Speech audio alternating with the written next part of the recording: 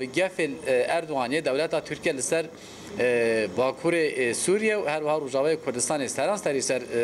سوریه آماده کاری اپراسیونی که لشکری عالی دولت ترکیه و تیم شاندن به روشک وی آوای روشک آورته ده امریکا چوا وان هزل وی هرم دتیلی و هزل خواه ودکشینه یعنی ویاج گمانه جه فکاره نسبت ما وك انجمن اجتماعية كردي ما بيشبيني ذكر ما توقع ذكر كو امريكا بريار كوسا بالسيني چونكي سابقة امريكا المنطقة هنا مثلا بونمونا رجي باشوري لبنان كشي او لبنان همو تسليم ايراني كر جا عراقي كشي عراق تسليم ايراني كر يعني متوقع بشرة أو أمريكانا نهاتن قلتن أم هاتن ناف سوريا داكو أم تدخل شؤون سوريا بكرنا قلتي إما مهماك ما محدد هي أم هاتنا شر داعش بكر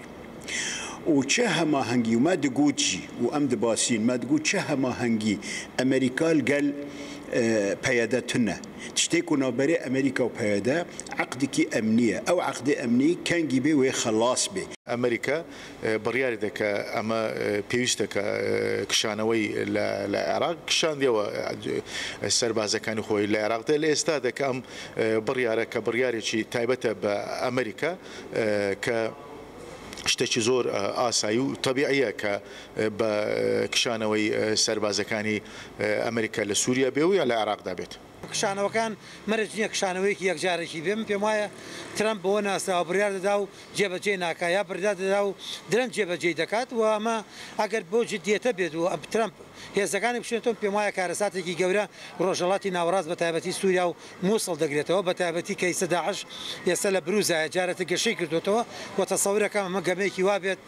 بۆ کورد زۆر خراپە بە تایبەتی بۆ کوردانی ڕۆژاوای کوردستان وەک کوردێک نیگەرانی کە ئەمە لە بەرەوەی دۆستی ئەمریکاینەوە هاوپەیمانی ئەمریکاینە ئەگەر بێت و ئەمریکا پشت لە کورد بکە لە سووریا معنای پشتی لە هەموو کورد کردیە لە بەرەوەی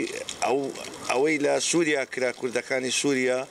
دژی تیرۆستانی داعش وابزانم کەس نەیکردیە هەموو زیەکانیان گرتەوە لە سووریا چێگرتیەوە هەموو کورد گرتیەوە دەدەگەی